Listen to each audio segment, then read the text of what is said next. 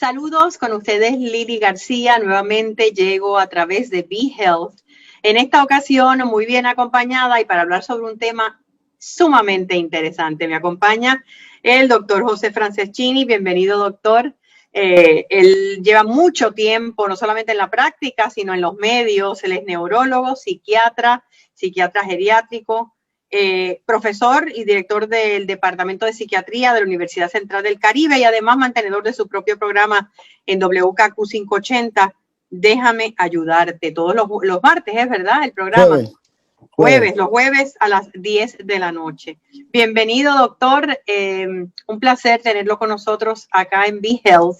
Y fue irónicamente a través de mi cuñado que el otro día yo estaba hablándole a la familia y mencioné algo sobre mindfulness, que es un tema que es recurrente en mis charlas, en mis talleres, etcétera.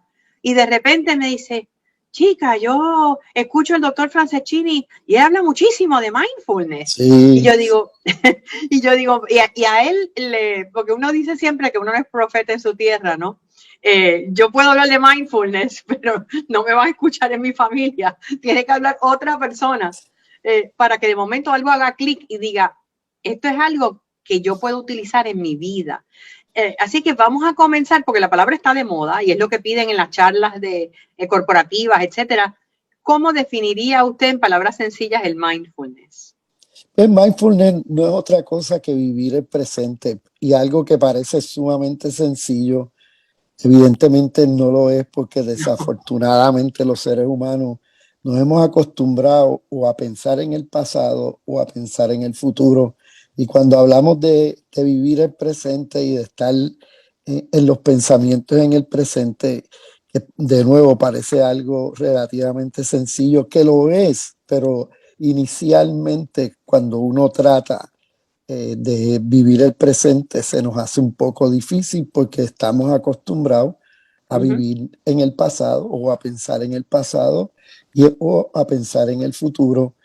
Así que el mindfulness nos enseña, sobre todo, para mí, Lili, de las cosas que más yo ayudo a mis pacientes. Yo soy un ferviente creyente de mindfulness. Yo uso mucho con mis pacientes el mindfulness, y los pacientes que lo han logrado notan la gran diferencia, porque aquí hay mucha ciencia detrás de todo esto. La mayoría de las personas creemos que no podemos controlar nuestros pensamientos, y ese es el primer error que tenemos. Y el mindfulness, de las cosas que más ayudan, por lo menos a mis pacientes, es el control de los pensamientos, que es algo que aquellos de nosotros que hemos tenido la experiencia inicial de no poder controlar los pensamientos, a lograr controlar los pensamientos, es un paso gigante en nuestra psique, en nuestras emociones y en nuestra vida en términos generales. Iba a decir algo. Imagino que en su caso con los pacientes, al igual que a veces me ocurre a mí, ¿verdad? Con clientes de coaching o en cualquier otra área, es la idea de que ellos piensan, pero es que entonces tengo que estar como 3 horas meditando. Entienden que la meditación trascendental o cualquier otro tipo de meditación es lo que los va a hacer. Y en realidad la base es reconocer e identificar y aprender a conocer tu mente. Exacto. Y entonces después trabajas con lo demás. Es interesantísimo y por eso siempre hablo de la historia, porque creo que la historia es de suma importancia. Esto tiene más de casi 5.000 años de uso, la meditación. Siddhartha Gautama, Buda, que fue el originador de la meditación, que lo utiliza precisamente para evitar el sufrimiento, para evitar el dolor, que es una de las herramientas más fuertes para mis pacientes que sufren de dolor, ya sea físico o emocional, porque verdaderamente te ayuda tremendamente a controlar ese dolor físico o mental. Pero obviamente no es hasta muy reciente que en Estados Unidos, porque yo me acuerdo, yo de mucho más joven, oír de meditación era como algo tan exotérico, Claro. algo tan fuera de mi mundo. Y no es hasta que verdaderamente se empieza a hacer los estudios científicos demostrando la evidencia de la ayuda que esta técnica puede dar a tantas personas, porque básicamente, y el mindfulness lo que trata de controlar es el famoso estrés. Y quién no vive en estrés en el mundo en que vivimos hoy? Por lo tanto, esto es aplicable a todo el mundo, inclusive a los niños. El niño que aprende a meditar o mindfulness desde tan pequeño tiene un adelanto brutal en su vida, porque va a controlar sus emociones, inclusive toda la inteligencia emocional que tanto también se habla. Si nosotros no tenemos control de nuestras emociones, si nosotros no tenemos control de nuestros pensamientos, va a ser muy, muy difícil lograr inclusive esa inteligencia emocional. Así que esto va de la mano con la inteligencia emocional. Y la historia es bien importante para mí, especialmente en Estados Unidos. El doctor John Kabat-Zinn, un doctor, creo que es en química, fue el que empezó este proyecto del estrés, de unas clínicas para reducir el estrés para allá, para 1979, pero nadie le hizo caso. No es hasta los años 90 que empieza verdaderamente esto a coger un poco de más auge. Y no es hasta que Herbert Benson, un cardiólogo famosísimo de Harvard, empieza a darse cuenta que los pacientes que meditaban controlaban mucho mejor su presión y arterial, y eso lo lleva a él inclusive a visitar al Tíbet, a hacer estudios específicos. Originalmente él fue de los primeros que empezó a hacer estudios al respecto, estudios científicos con estas personas. Y entonces Herbert Benson es el fundador del Mind and Body Institute, que es un instituto sumamente famoso a nivel mundial y que hace mucho research, mucha investigación sobre el mindfulness y la meditación, que es en Harvard, que da cursos continuamente a los distintos profesionales de la salud, porque esto de nuevo se puede utilizar para tantas y tantas condiciones y tantas condiciones físicas y mentales. Deme un ejemplo. Tuve la oportunidad, de hecho, de estar hace 2 años en el Herbert Benson Mind and Body Institute en Harvard, bueno. porque es fascinante todas las áreas y la base científica detrás de ello. En el caso de sus pacientes en particular, ¿qué condiciones ha podido mejorar? El manejo de dolor, por ejemplo, es una de ellas, pero definitivamente, cuando son pacientes psiquiátricos que también están medicados, ¿el mindfulness puede ayudarlos a qué? En muchos aspectos, independientemente que algunos estén medicados, ya sea con antidepresivos o con ansiolíticos o con otro tipo de medicamentos que usamos nosotros los psiquiatras, el mindfulness a mí me ayuda muchísimo con mis pacientes, especialmente la inmensa mayoría de los pacientes que tienen alguna condición mental sufren de ansiedad. La ansiedad es la ansiedad, si lo vamos a hacer bien sencillo, el que piensa en el futuro le da ansiedad y el que piensa en el pasado le da depresión. Pero los pacientes psiquiátricos temen en alguna medida hasta el futuro porque se sienten muchas veces, ya sea depresión, ya sea bipolaridad, ya sea ansiedad, se sienten que están limitados al tener dicha condición. Así que de las cosas más importantes es aprender a vivir ese presente, darte cuenta que lo puedes controlar, que no puedes controlar el futuro, el que puedes controlar el momento actual, es el presente, y te obliga en alguna medida a verdaderamente aprender, y esta palabra es clave, aprender a controlar en gran medida esos pensamientos negativos, que son los que te hacen, que te llevan a unas emociones negativas. porque nosotros los seres humanos pensamos, sentimos y después nos comportamos. O sea, es que Claro. el pensamiento es lo más importante y cada pensamiento ya sabemos que produce una química. Y esa química, si ese pensamiento es negativo, esa química va a ser negativa, por lo tanto, la emoción que va a producir es negativa. Y por lo tanto, el comportamiento tiene que ser negativo porque no podemos ir en contra de eso. Así que el Yo creo aprender, que esa es la pregunta de los 64,000 chavitos. Yo la hago mucho en la charla. ¿Qué es lo que viene primero, el pensamiento o la emoción? Y la mayoría de las personas piensan que es la emoción, porque es oh, lo que tú sientes. Pero es el claro, pensamiento realmente, porque como tú interpretas algo, así vas a reaccionar. claro, no, y es que los pensamientos, sin duda, y ya eso está establecido. O sea, primero, recuérdate que el hipocampo, que es en donde guardamos las memorias, está bien pegado a la amígdala, no las amígdalas de la garganta, no, De la sino las garganta. amígdalas del cerebro. Por lo tanto, cuando nosotros recibimos cualquier situación, ya sea por los distintos sentidos, especialmente por los ojos y por la audición, inmediatamente el hipocampo se Claro, activa a ver si hay algún recuerdo parecido. Y dependiendo de ese recuerdo parecido, es que vas a producir una emoción.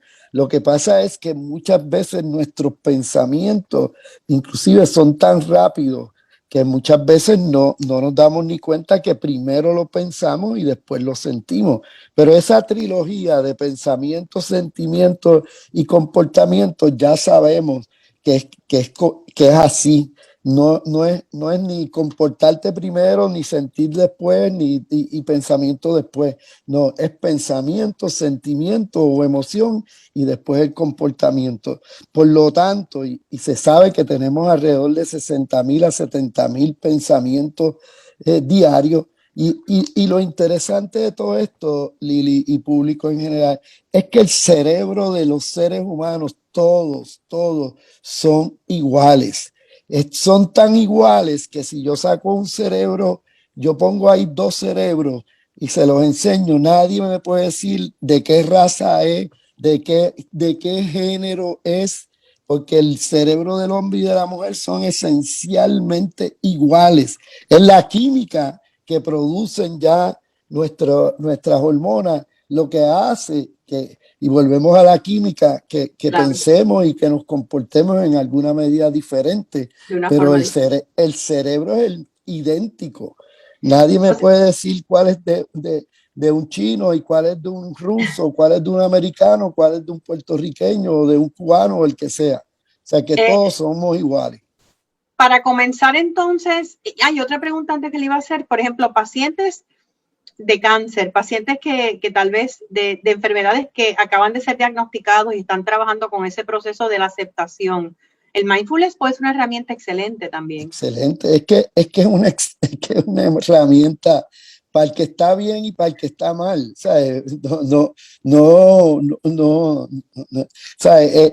Es tan útil y es algo que hay que insistir, Lili. Me alegro que hayas traído este tema porque es algo tan diferente a lo que nosotros estamos acostumbrados que ¿Cómo usted inicialmente empieza con un paciente que no conoce nada de mindfulness, llegó ternerito a su yo, consultorio yo le digo, con respiraciones? y básicamente le doy de YouTube, Uh -huh. que hay unos cuantos que ya yo uso como iniciales. Primero que le da como una pequeña introducción a lo que es mindfulness Ok, y obviamente hay de dos, de 4, de 5 minutos inicialmente y es como yo les digo, ¿sabes? Vamos a repetir eso y vamos a repetir eso, vamos a repetir eso hasta que tú mismo vas a decir, wow, de momento caí como en el tiempo y de hecho entre las investigaciones que más se han hecho es sobre las ondas del cerebro y cómo las ondas del cerebro se conectan con las ondas del corazón para que haya una sintonía. Sabemos ya que el corazón y los intestinos tienen neuronas Y por lo Wow, tanto, esas neuronas del corazón y esas neuronas del intestino producen unas ondas que son las mismas ondas que se producen en el cerebro. seguro. Pues ya hay equipo suficiente, tecnología suficiente como para que las ondas especialmente del corazón y las ondas del cerebro vayan, se sincronicen. Y cuando esas ondas se sincronizan, tu cuerpo, porque una de las cosas más importantes del mindfulness es que tu cuerpo te habla, tu cuerpo te deja saber muchas cosas. Cuando tú sientes dolor de barriga, cuando tú sientes dolor de espalda, cuando tú sientes alguna sensación en el cuerpo, tu mente, tu cerebro está captando eso y muchas veces tanto el corazón como los intestinos nos están mandando mensajes Y a veces no lo directamente. escuchamos, No, no lo escuchamos. es que por eso es que por eso es tan importante el aprendizaje, porque en la medida en que uno va entendiendo y que a mí me ha pasado, en la medida en que yo voy entendiendo que mi corazón tiene neuronas, que mis intestinos tienen neuronas, y no estamos hablando de 2 o 3 neuronas, estamos hablando de millones de neuronas. Así que ya ese descubrimiento que es relativamente Nuevo. reciente, gracias en gran medida al mismo mindfulness y a todas estas investigaciones, nos están ayudando tremendamente a controlar pues la hipertensión, a controlar las taquicardias, a controlar los problemas gastrointestinales. O sea, hay mucho ahí que la inmensa mayoría de los seres humanos padecemos de algo, nos duele Claro. algo. Y a través de esta técnica milenaria es que podemos verdaderamente profundizar y más todavía cuando uno entra a tratar de conocerse a uno mismo. Esto es bien importante, ya ahí cuando tú estás meditando mucho más tiempo, que me ha pasado personalmente, he podido identificar una serie de issues míos.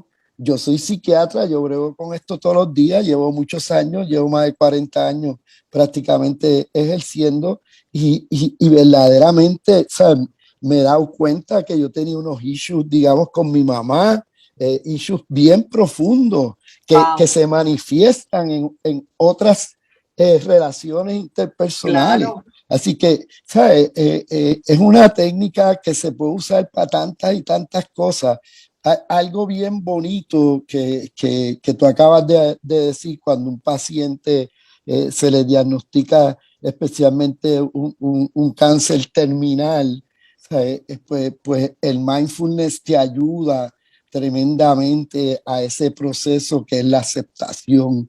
No hay cosa más bonita que uno aceptar algo que es tan real, que es la muerte. Que es ¿Sabes? inevitable en ese momento para esta Exacto. persona. La mayoría de nosotros en alguna medida no hablar de la muerte es como si fuera algo tan distante o Seguro. como si no tuviera nada que ver con uno, cuando verdaderamente eso es parte esencial de uno. Pues, y el mindfulness te ayuda inclusive a tus temores. A esos miedos. Eso es, de nuevo, hay tanta ciencia detrás de esto, Lili, que es tan importante que llevemos el mensaje y que la gente estudie. Sí. Como no Y tenemos mucho tiempo, quería que tal vez algún libro que puedas recomendar. hay Que, varios libros, obviamente el de John Kabat-Zinn, que es el originador, que de hecho es hasta gratuito. En el internet lo buscan bajo el nombre de Kabat-Zinn, que es el nombre del autor, se escribe Kabat Zinn, poncha eso y te van a aparecer unos libros sí, gratuitos que se los recomiendo. Yo estuve haciendo mindfulness un tiempo sin verdaderamente educarme y una ujú, vez leí el libro de John Kabat-Zinn fue que verdaderamente entendí sí, la técnica. Esto es una técnica que hay que aprenderla. No se tiren a tratar de hacerlo como yo y como muchos lo han hecho, que tratan de hacerlo sin el conocimiento. Sin una base. Sí, que es un stress reduction, es un libro de stress reduction. Otro de los libros que para mí ha sido bien bueno se llama Altered Traits, o Rasgos Alterados en español, que es de Daniel Goleman y de Richard Davidson.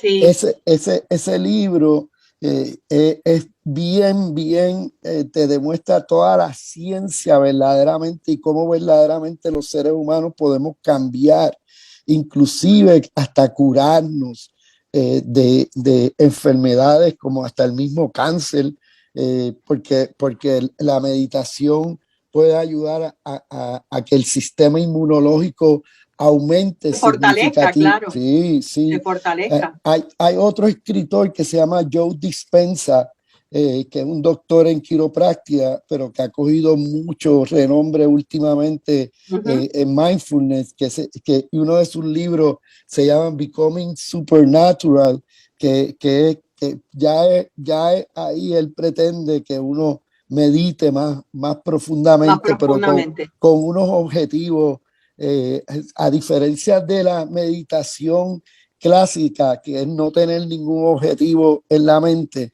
que es querer tratar de tener la mente, como uno dice, en blanco, que es muy difícil. Una de las características o de las diferencias entre mindfulness y meditación típica es que en el mindfulness uno tiene un objetivo, ya sea bajar la ansiedad, ya sea conocerte mejor, ya sea bregar con el dolor, ya sea que hay un objetivo. En la meditación clásica, pues es tú quedarte como en este estado ya más profundo claro. Así que, ¿sabes? Hay una diferencia. Sí, no nos queda mucho tiempo. Y esto es un reto, yo creo que para todos, ¿cómo vamos a lograr que más médicos estudien mindfulness? Porque yo creo que la clase médica, el nivel de estrés que tienen, bueno, usted lo sabrá, en casos de depresión, de ansiedad, y sería excelente que en las escuelas de medicina, desde que están empezando, desde jóvenes, pues pudieran tener yo te puedo decir que eso. en donde yo estoy, la Universidad Central del Caribe, sin duda ya se está dando, y nosotros tenemos hasta una unidad de medicina alterna. Nosotros creemos mucho en aromaterapia, masaje. ¿Sabes? La escuela en ese sentido está bien adelantada, y cree mucho en todas estas distintas alternativas de tratamiento que tienen a siglos, muchos de ellos, y que no necesariamente es solamente medicamentos o cirugía, ¿sabes? Así que la Universidad Central del Caribe, yo puedo decir que lo está enseñando. Lo está enseñando. Así que vamos a continuar con esa labor, exhortar al público. Tiene su página de Facebook, Dr. Franceschini, para que lo busquen, le den like y lo sigan. Todos los consejos que da a través de su página, aparte de su programa de radio, y ya nos veremos por aquí próximamente en alguna otra ocasión con otro tema. Gracias. Muchas gracias. Muchas gracias. Gracias, gente de BeHealth, y regresamos pronto con nuevas entrevistas. Gracias.